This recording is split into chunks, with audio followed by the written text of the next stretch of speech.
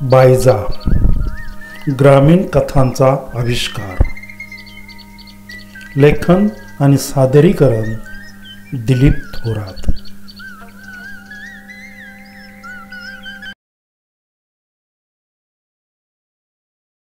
मित्र हो, नमस्कार. मी दिलीप थोरात आणि आपण पाहत आहात माझे हौशी कलावंत हे यूट्यूब चॅनल. मित्र हो, प्रत्येक महिन्याच्या प्रत्येक रविवारी आपण बायजाचे कथा वाचन करत असतो. आणि आता मी जी या रविवारी कथा तुमच्या समोर घेऊन येत आहे त्या कथेचं नाव आहे पडकई नंबर 2.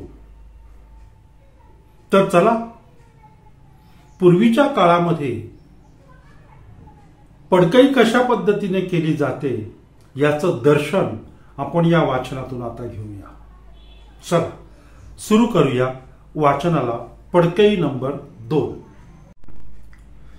कॉलेजला सुट्टी असल्यामुळे धाकटा रामा व संगीता घरची कामे बायजाच्या वाट्याला येऊ देत नव्हते. त्यातच पुढे पानकाळा चालू होणार होता, म्हणून घराची शेकारणी चालू होती. गोविंदा सुतार हे काम छानपैकी करत होता. गावातली सगळी घरे शेकारण्याचे काम गोविंदा सुतारच करायचा. त्याच्याकडे घरे शेकारण्यासाठी अगदी नंबर लावावा लागत असे. पण गोविंदा सुताराने घर जर एकदा शेकारले तर पावसाळ्यात पावसाचा एक थेंबही घरात पडत नसायचा. घरावर गोविंदा सुतार घराची काळी कौलं काढून साफसूफ करून ती व्यवस्थित लाईनीत बसवत होता. धाकटा रामा त्याला काय हवे काय नको ते पाहत होता. आणि गोविंदा सुतार एकदा घरावर चढला की तो दुपारी जेवायलाच खाली उतरत असे. संगीता बायजाला शेवया पापड वडे वाळवण्यात मदत करत होती. घरात दरवाजाच्या जवळच्या कोनाड्यात एक कोंबडी बऱ्याच दिवसापासून खुडूक बसली होती. काही केल्या ती कोनाडा सोडत नव्हती. तिला हात लावायला गेले तर ती चावा घेत होती. अगदी घरातल्या माणसांची हीच अवस्था झाली होती. सुगी अजून पुढे होती, त्यामुळे घरातील माणसांना काहीही कामे नव्हते. अगदी घरातली माणसं सुद्धा खुडूक बसली होती. गणूने पडकईची सारी तयारी करून ठेवलेली होती. अंतू तात्याचा केरूही पडकईला तयार झाला होता व महादूचा तर प्रश्नच नव्हता. लोखंडी नांगर, साखळ्या, जाडी सर्व अवजारे तयार होती. गणूने दरम्यान मर्फी कंपनीचा एक रेडिओ विकत आणला होता. त्याला चांबड्याचे कव्हर टाकून त्याचा पट्टा सतत गणूच्या गळ्यात अडकवलेला असायचा. आता रेडिओला लागणारा मसाल्याचा खर्च म्हणजे सेलचा बर का, हा वाढला होता. रात्री कोपीतही बराच वेळ जुनी गाणी चालू असायची आणि या गाण्याच्या संगीतातच गणू आणि कुसुम दंग होऊन जायचे. आता त्यांचे हे रोजचे झाले होते. रात्री उशिरापर्यंत रेडिओवर गाणी ऐकायची आणि मग सकाळी उठून डोळे चोळत घरी यायचे, हा त्यांचा नित्य नियम झाला होता. दुपारी मात्र रेडिओ भिकाच्या उशाजवळ ठेवायचा की भिकाचाही वेळ छान जायचा. रेडिओ पाहून व त्यात माणसांचा आवाज ऐकून भिका आनंदाने हा हा हा करत टाळ्या वाजवायचा. त्याला ती चांगली करमणूक झाली होती. त्यामुळे बायजाही खुश होती. धाकटा रामा व संगीता यांच्या वाट्याला मात्र जास्त रेडिओ येत नव्हता. रात्री जेवणे झाली की गणू व कुसुम रेडिओ घेऊन कोपीत निघायचे. मसाला संपला म्हणजे सेल संपले की त्याच्या आत काय आहे हे पाहण्याची उत्सुकता धाकट्या रामाला भारी असायची. तो संपलेला मसाला फोडून आतली काळी पावडर पाहत अचंबित व्हायचा. माणसाला असा मसाला भरला तर माणसेही चांगली बोलू लागतील, अशी शंका भिकाकडे पाहून धाकट्या रामाला आली. एक दिवस धाकट्या रामाने दुकानातून मसाला आणून तो प्रयोग भिकावर करून पाहिला. 2 मसाले त्याने भिकाच्या दोन्ही तळपायाला बांधले व तो वाट पाहू लागला. आता भिका चांगले बोलेल. धाकटा रामा वय जसजसे वाढत जात होते तसे तो वेगवेगळे प्रयोग करू लागला होता. शेळीच्या सडामध्ये दूध कुठून येते, बैल त्याच्या खालच्या बाजूने मध्य भागातूनच का मुततो, असे अनेक प्रश्न धाकट्या रामाला सतावत होते. भिकावर केलेला प्रयोग बायजाने पाहिला आणि बायजाने धाकट्या रामाला हात जोडले. अरे तुझ्या बापानं असं केलं होतं का, असं म्हणूनही ती मोकळी झाली. भिकाच्या पायाला बांधलेला मसाला सोडून बायजाने गणूकडे दिला व जळला तुझा रेडिओ असं म्हणत धाकट्या रामाने भिकावर केलेला प्रयोग गणू हसत हसत सांगितला.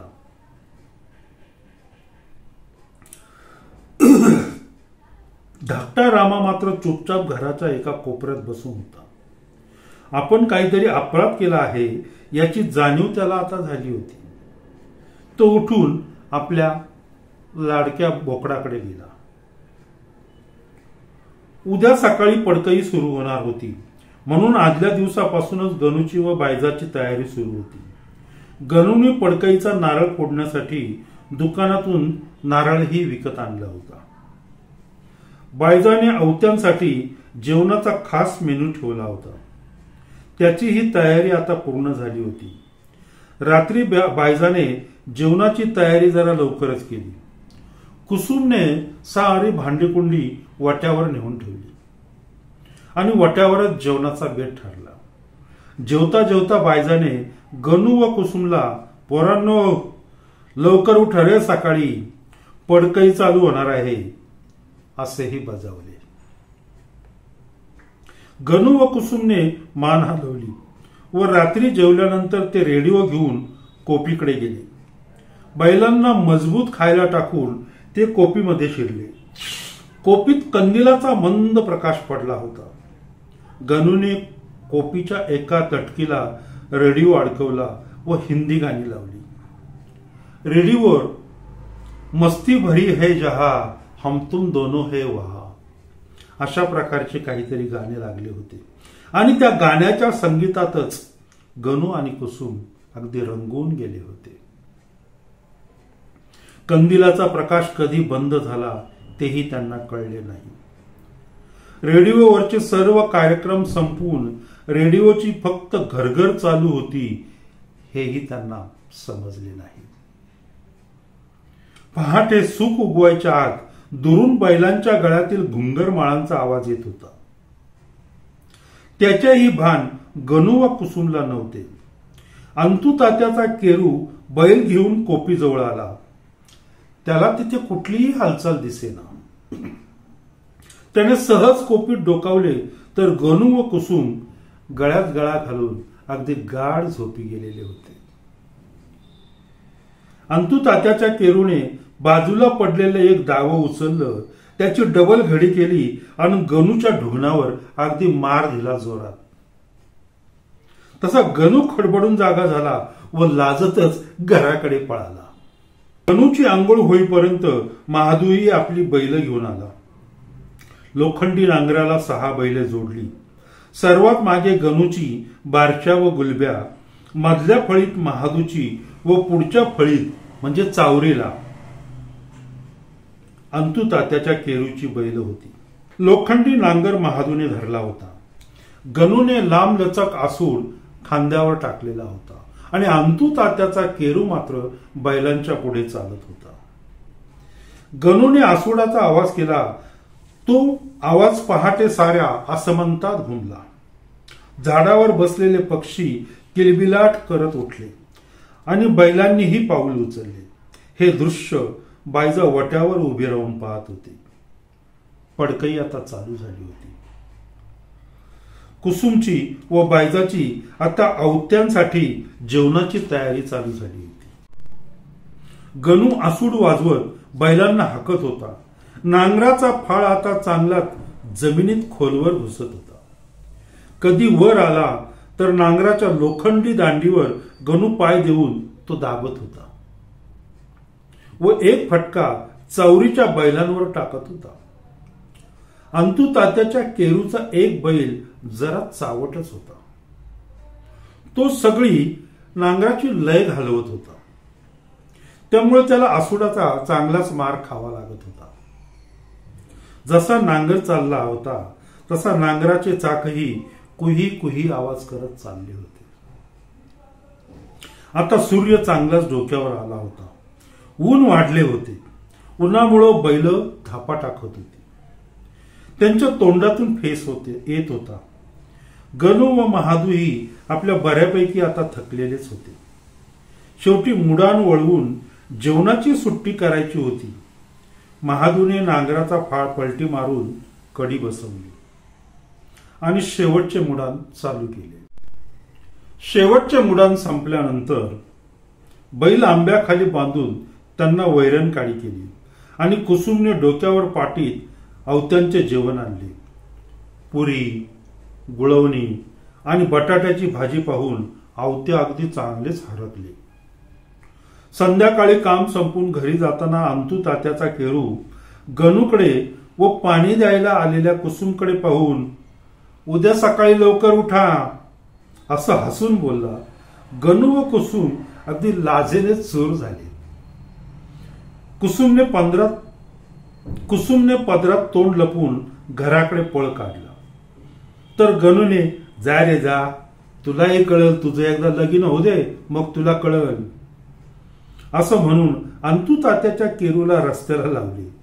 ही काय भानगड आहे हे महादूला काही समजले नाही. त्यामुळे तो बिचारा उद्या सकाळी लवकर पडकईसाठी यायचे या विचारातच घराकडे निघाला होता. मित्रहो, तर ही पडकई अशा प्रकारे पूर्वीच्या काळात केली जायची. बैल आणि नांगर अशी ही पडकई. परंतु अलीकडे ट्रॅक्टरचा जमाना आलेला आहे. राज ठाकरे यांचा ट्रॅक्टरवर बसणारा ड्रायव्हर हा जीन पॅन्ट आणि टी शर्ट मध्ये बसतोय.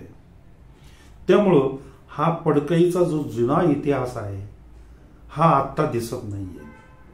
त्यामुळं ही कथा मी मुद्दामच पूर्वीचा काळ कसा होता हे समजण्यासाठी लिहिलेली आहे. तर भेटूया पुढच्या रविवारी पुन्हा एका कथेमध्ये आणि त्या कथेचं नाव आहे निवडणुकीची भैरवी. भेटूया. तोपर्यंत नमस्कार.